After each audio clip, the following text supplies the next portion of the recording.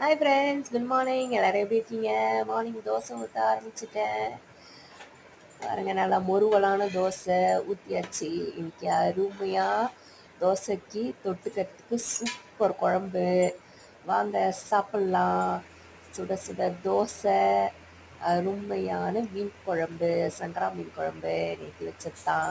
நேற்று வச்சு இன்னைக்கு சாப்பிட்டா சூப்பராக இருக்கும். அதுவும் இட்லி தோசைக்குன்னா டாப் நாச்சாக இருக்கும்.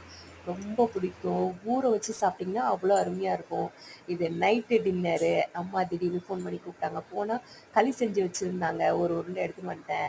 2 மீன் வறுத்து களி உருண்டை வச்சு அது மேலே மீனோடு எடுத்து மீன் குழம்பு ஊற்றி சாப்பிட்டா அவ்வளோ அருமையாக இருக்கும் ஃப்ரெண்ட்ஸ். சூப்பராக இருக்கும்.